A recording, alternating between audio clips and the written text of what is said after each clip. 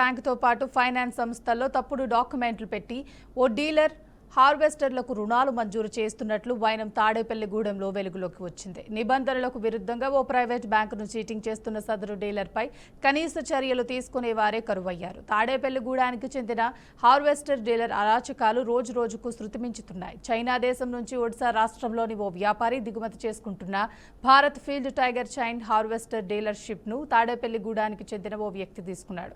అయితే అంతకుముందే నెల్లూరుకు చెందిన జిఎంఆర్ హార్వెస్టర్ కు తాడేపల్లిగూడెం వ్యాపారి డీలర్గా వ్యవహరిస్తున్నాడు.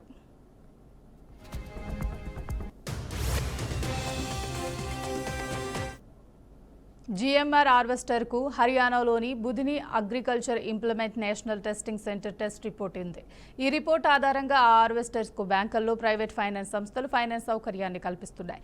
అయితే ఇటీవల సదరు డీలర్ నూతనంగా డీలర్షిప్ తీసుకున్న భారత్ ఫీల్డ్ టైగర్ హార్వెస్టర్ కు ప్రభుత్వం నుంచి ఎలాంటి అనుమతులు లేవు. టెస్ట్ రిపోర్ట్తో సహా ఇతర ఎలాంటి అనుమతులు లేని భారత్ ఫీల్డ్ టైగర్ హార్వెస్టర్లకు బ్యాంకులో ఫైనాన్స్ సంస్థలు ఫైనాన్స్ కల్పించే అవకాశం లేదు. దీంతో ఈ రెండు హార్వెస్టర్లకు డీలర్గా ఉన్న తాడేపల్లిగూడెం వ్యాపారి తన వక్రబుద్ధితో బ్యాంకునే చీటింగ్ చేస్తున్నాడు.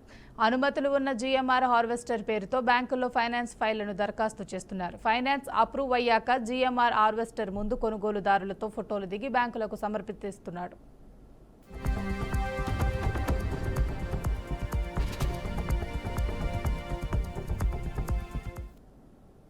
రుణం మంజూరయ్యాక భారత్ ఫీల్డ్ టైగర్ హార్వెస్టర్లకు కొనుగోలుదారులకు డెలివరీ చేస్తున్నారు. ఈ వ్యవహారం అంతా బహిరంగంగా జరుగుతున్నా పట్టించుకునే వారే కరువయ్యారు.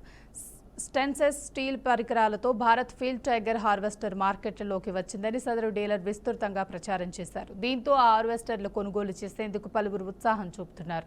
ఇటీవల కొంతమంది సదరు డీలర్కు ఫోన్ చేసి భారత్ ఫీల్డ్ టైగర్కు ఫైనాన్స్ సౌకర్యం ఉందా అని ప్రశ్నించారు.